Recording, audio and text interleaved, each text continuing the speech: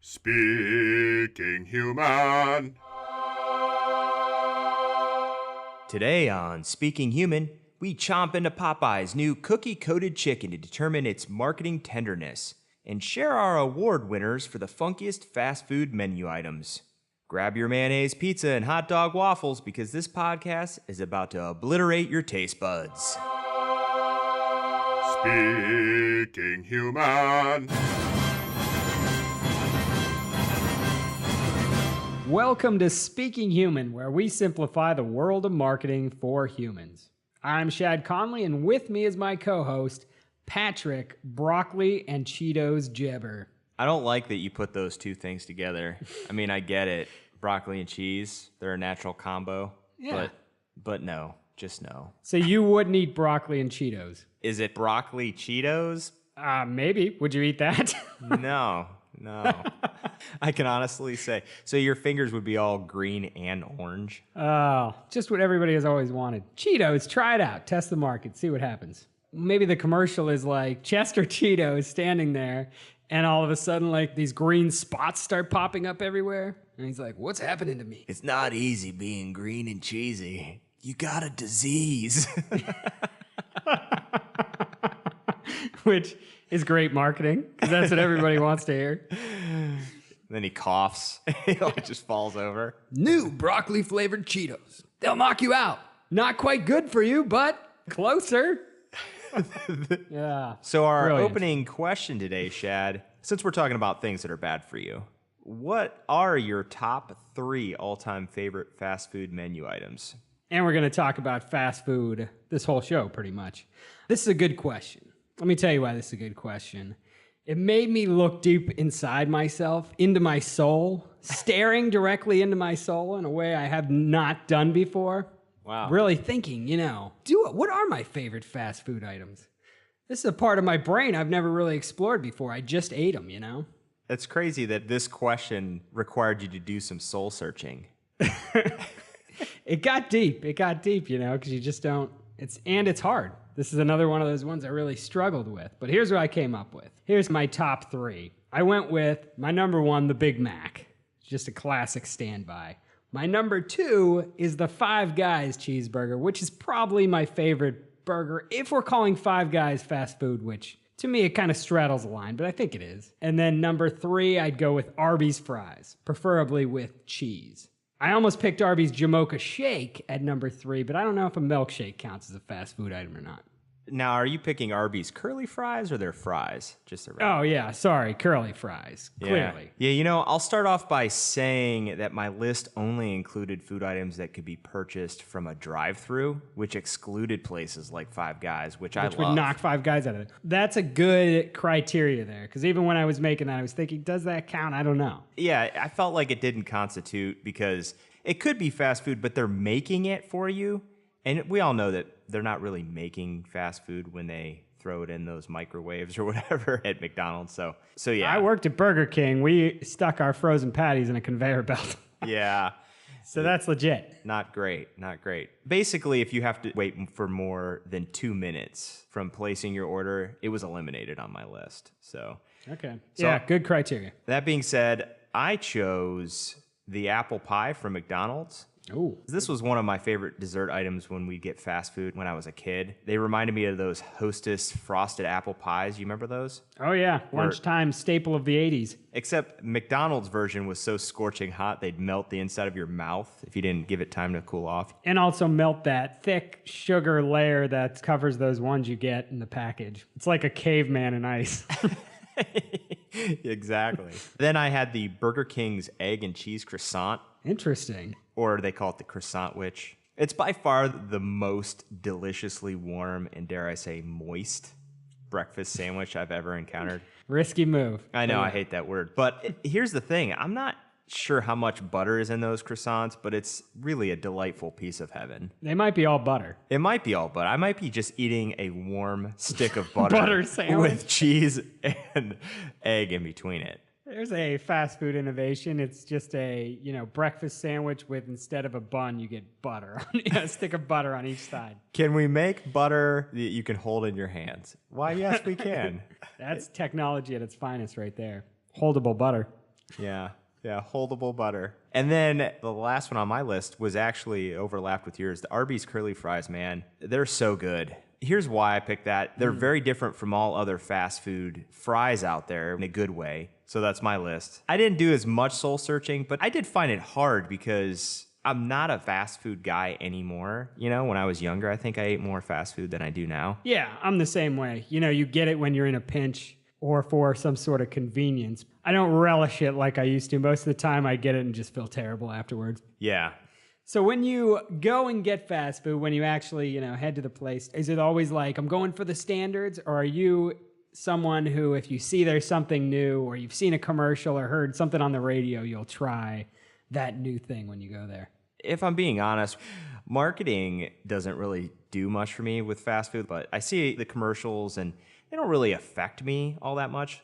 Doritos, Locos, Tacos. I didn't go out and pursue one. At this point, I actually try to get more healthier options, and maybe that's just my old age. It is. Maybe Taco Bell's even responsible for this. Something happens to your brain where you turn, 29 or 30 and you just can't handle Taco Bell anymore. It's just that part of your brain that loved Taco Bell shuts down and it doesn't work anymore because it's just gone. Maybe it's the overabundance of it, when you're young. Yeah, when I was in high school and college, that was like our place, especially in high school, it was like open late. You go shove down a bunch of Taco Bell, or anytime there was like a half day of school, we'd go to Taco Bell. Taco Bell was like the joint at that time. Now, you probably couldn't drag me there. I guess if I was really hungry and stranded. It's also the thing that happens in general. You think stuff is good until you had better. So once you get good Mexican food, it's hard to go to Taco Bell and enjoy it. I think that describes it perfectly. You have better food as you get older, or maybe that you can afford it, and then you never really want to eat the cheap, crappy food anymore. Yeah, exactly. So in a minute, we'll talk about a new menu item from Popeyes that has the internet crunching with commentary. But first, let's get a quick word from our sponsor.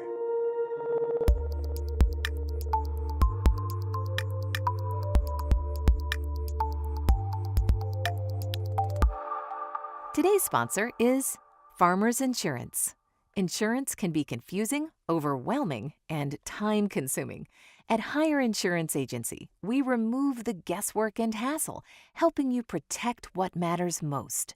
We offer a wide range of auto, home, business, and life insurance policies to help you meet your specific needs. Call 844-543-3463 or visit hireinsurance.com. That's HYRE insurance.com for more information.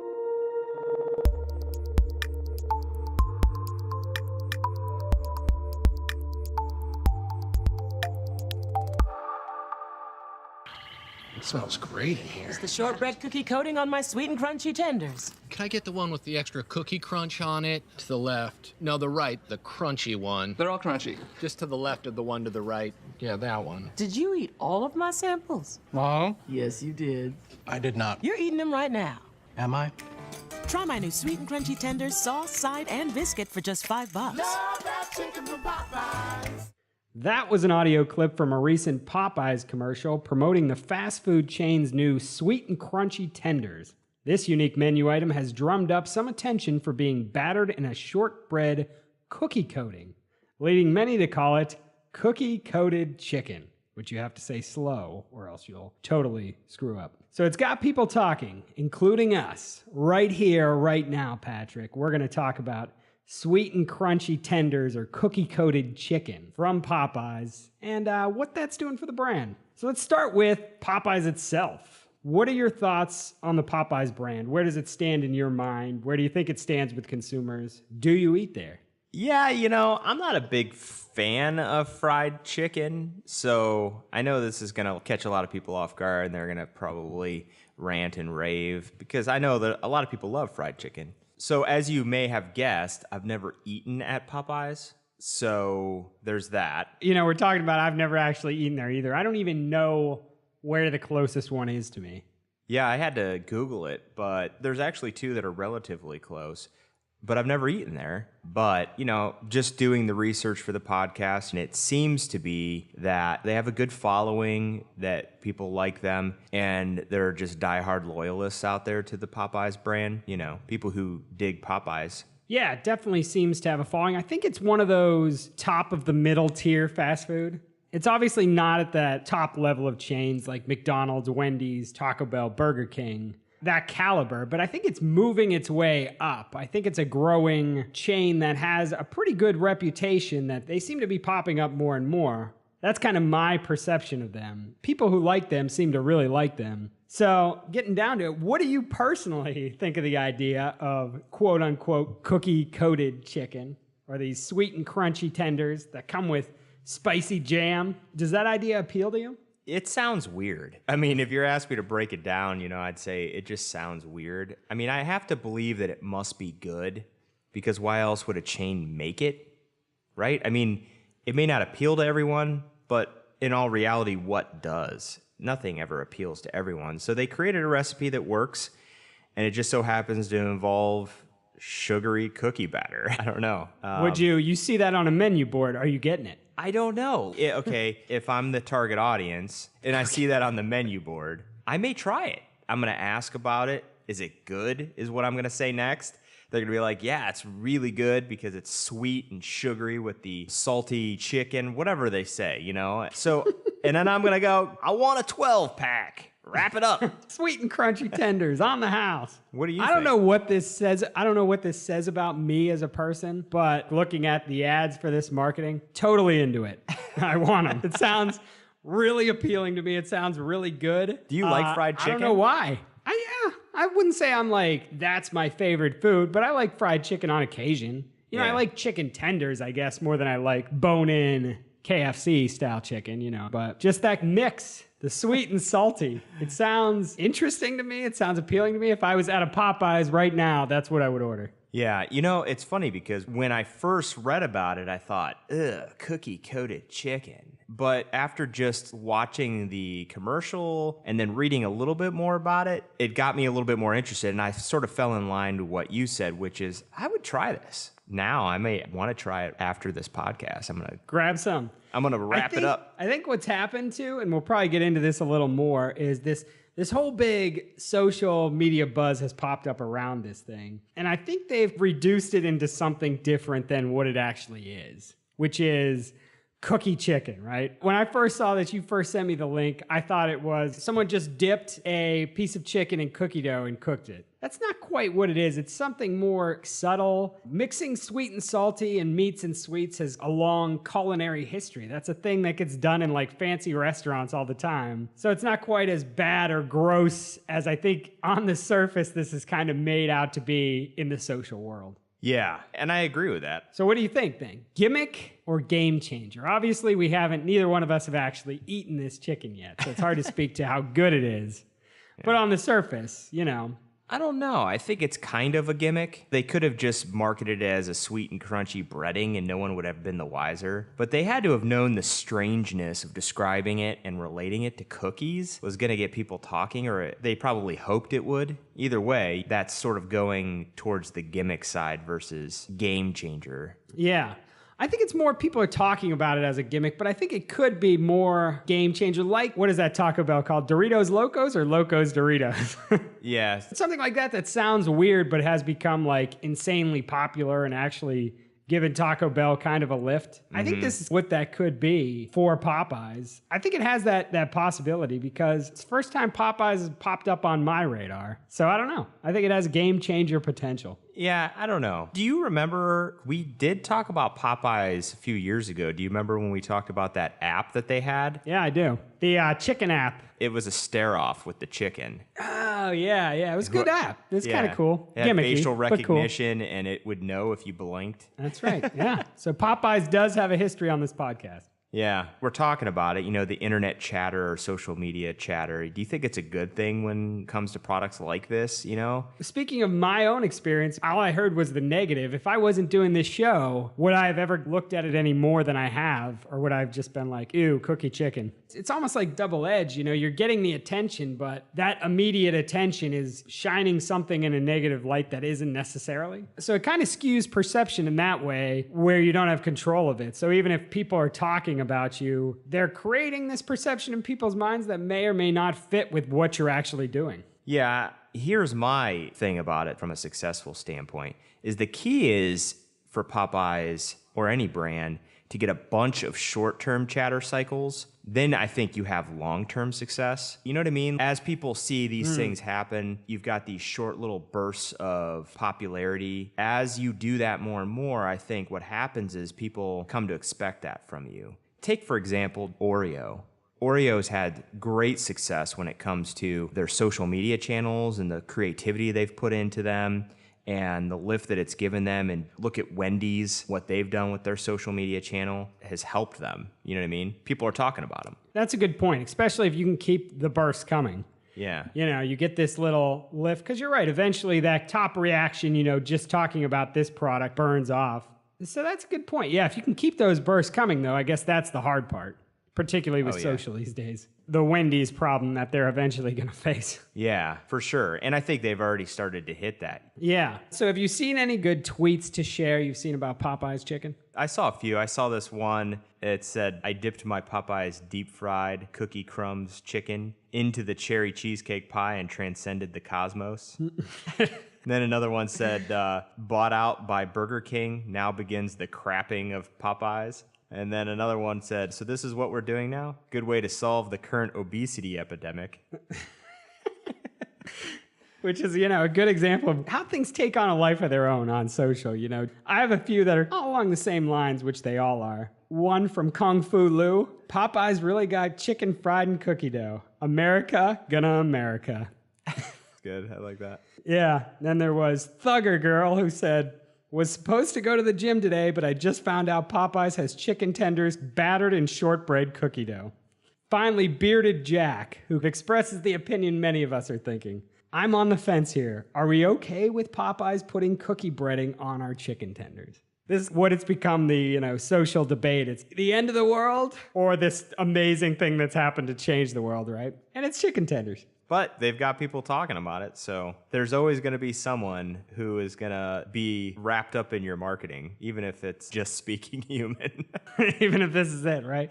This is it. Well, at least Speaking Human's talking about it. So what do you think? Do fast food brands, do they need to have a constantly evolving menu for just simply for marketing purposes to keep people talking? Is that like a necessity? To stay relevant and keep people coming back, there should be new items to draw them in. But, having the staples that made you successful and what your customers rely on you for is really important to maintain. Yeah.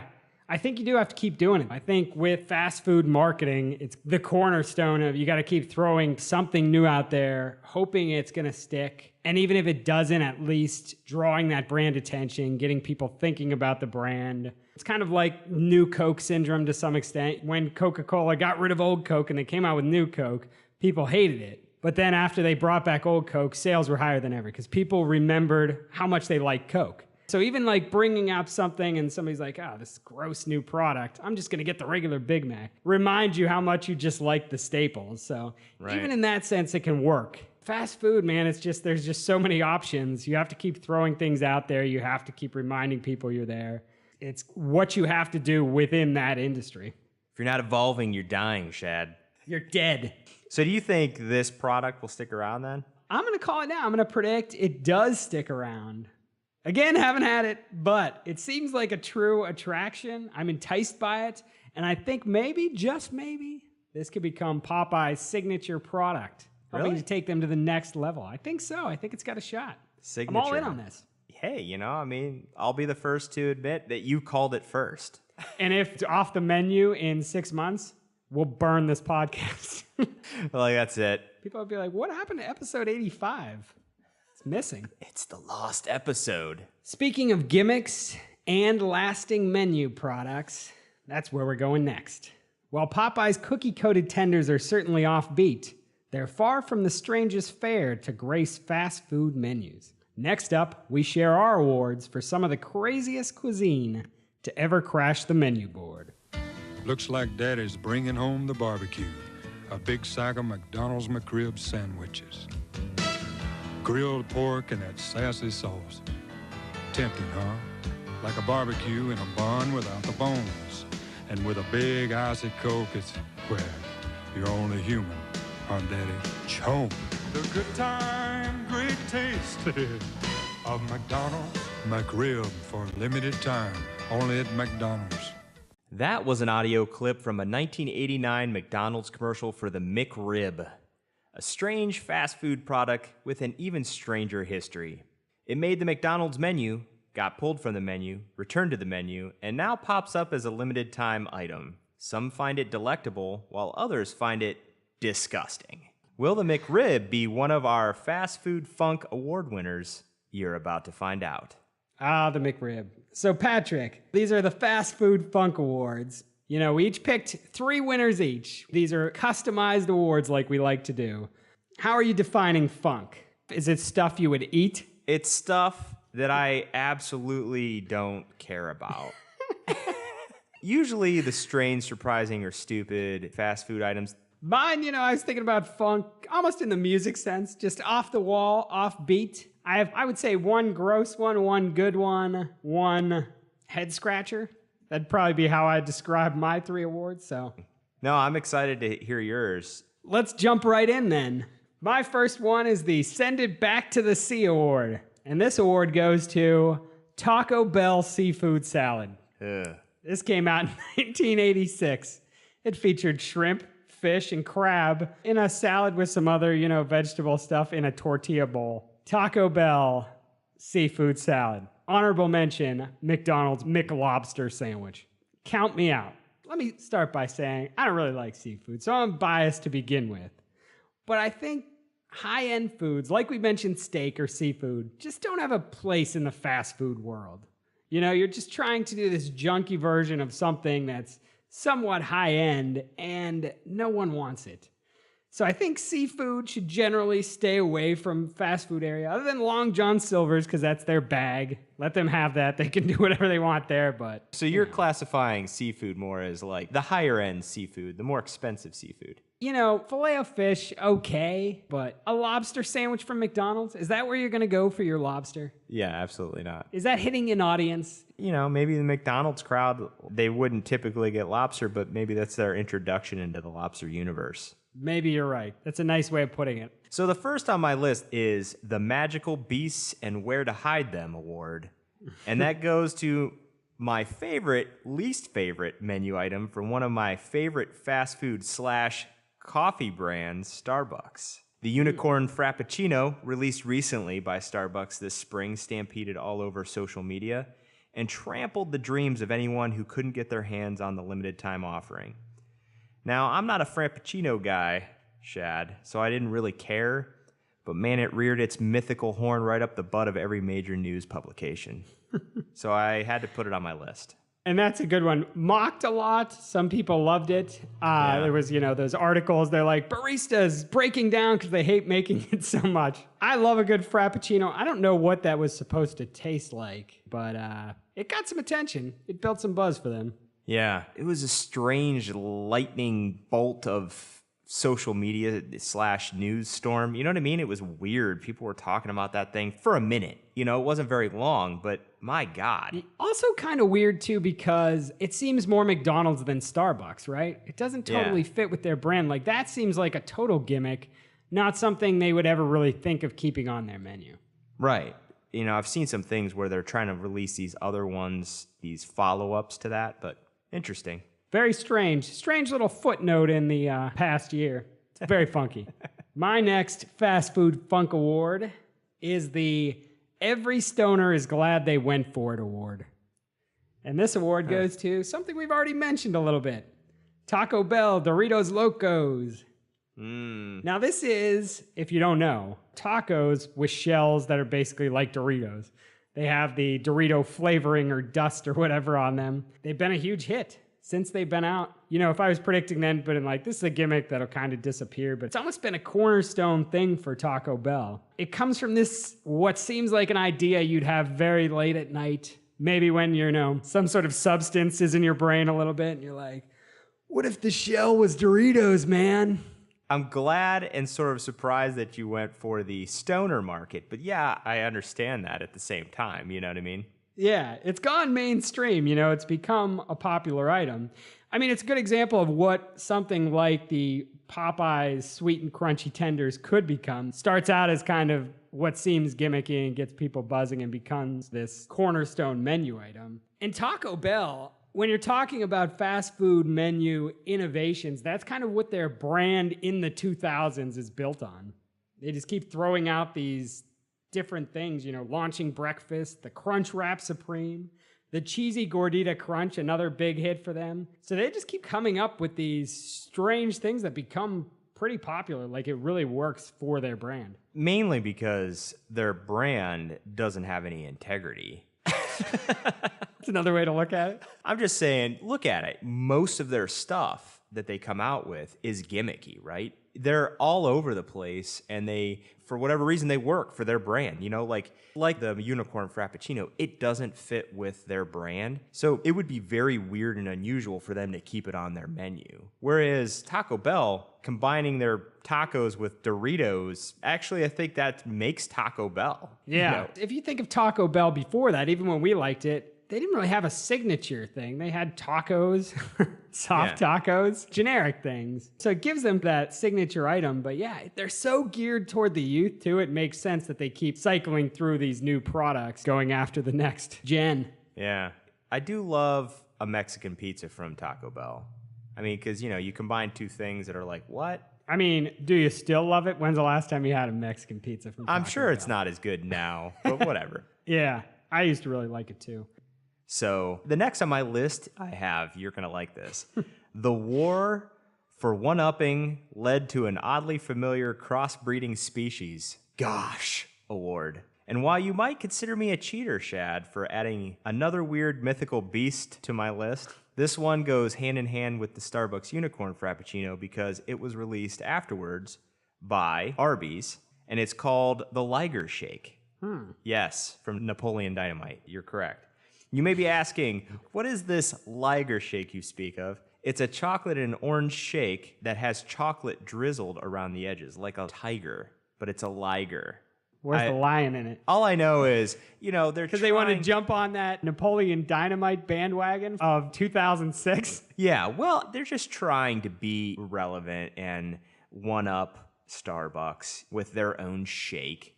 A weird, funky, strange fast food item that found its way into my list. You're starting to see a trend, aren't you? I'm seeing a little bit of a trend. And again, I would say pretty un-Arby's. Right. Trying to capture the lightning in a bottle. What better way than to just piggyback off someone else's idea? Interesting one. Patrick, there are things in this world I just don't understand. How many things? Or can you put a lot number of to them? things. Let me give you some examples of those things. Who is going to see Pirates of the Caribbean and Transformers movies? I don't know who these people are. Who was watching 2.5 Men? Millions of people. I don't know any of them. IPAs. IPAs are terrible. I don't know who likes them. These things are all popular, but have no place in my world.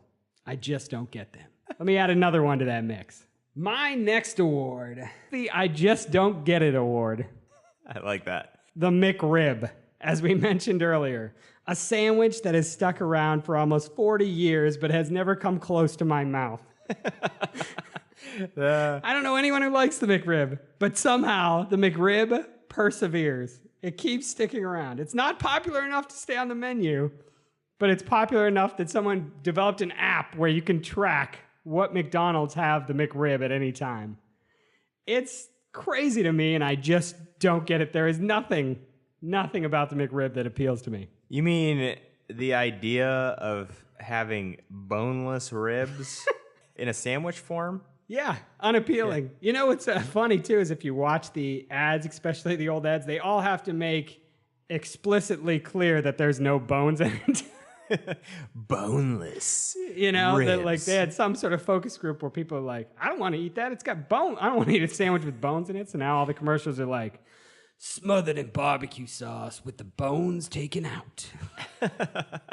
Well, you know what's funny is they make the sandwich look like it has ribs. Yeah, they shape it. If you look at too, what's in it, it's like 70 different ingredients.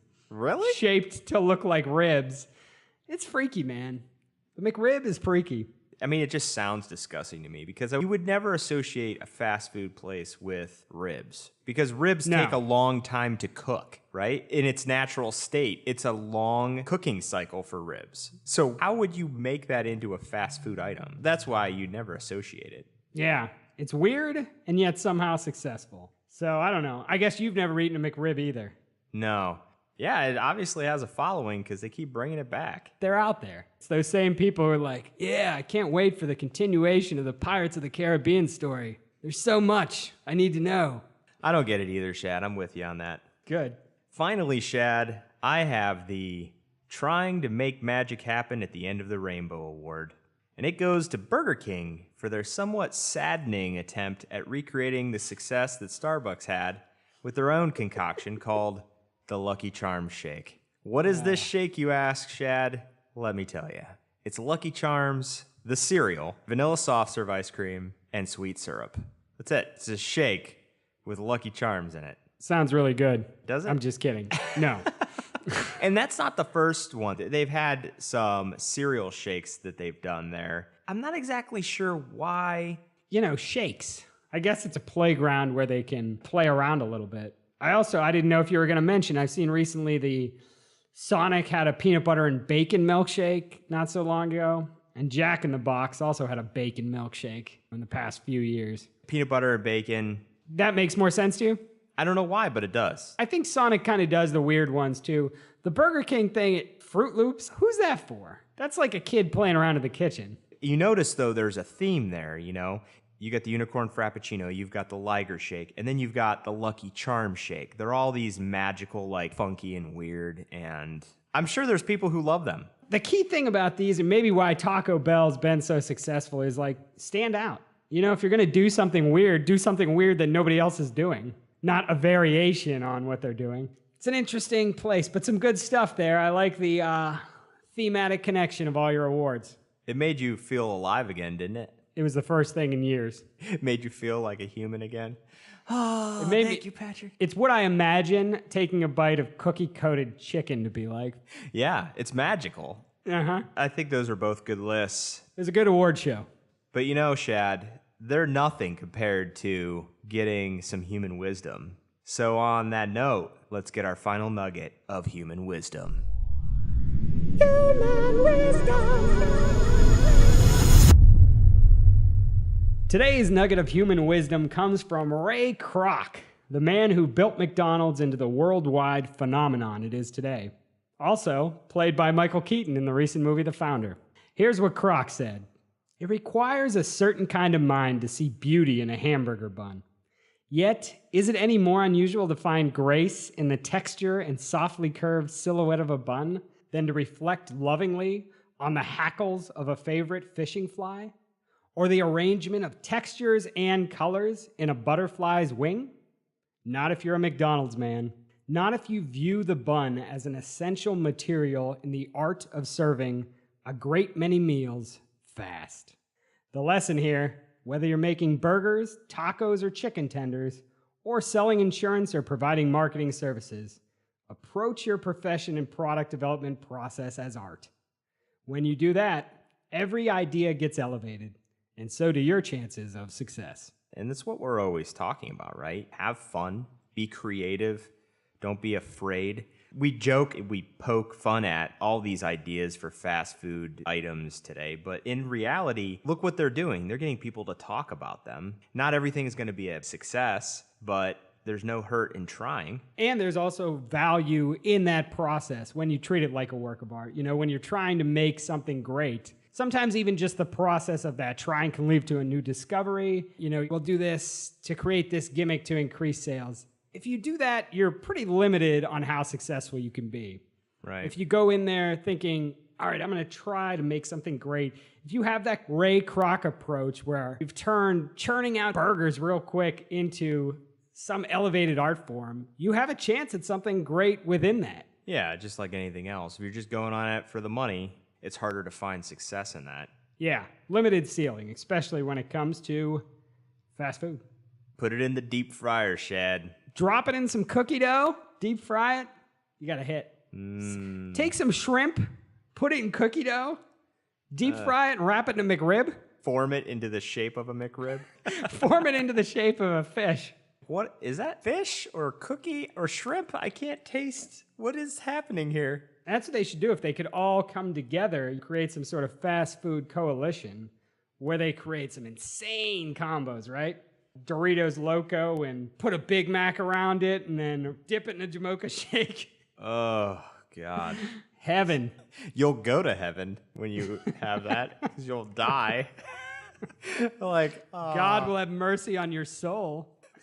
That's gluttony. At its finest. That may be gluttony, and that's also it for today's episode, everyone. You can find current and past episodes of the podcast on speakinghuman.com.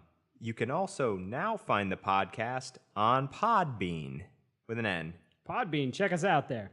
Tweet us your thoughts on today's show. Let us know your pick for the grossest, weirdest, or tastiest fast food menu items. At speaking_human on Twitter. That's at speaking_human on Twitter. Don't forget that underscore, people. We'll be back in 2 weeks with another episode of Speaking Human. Catch you then, humans. Speaking human.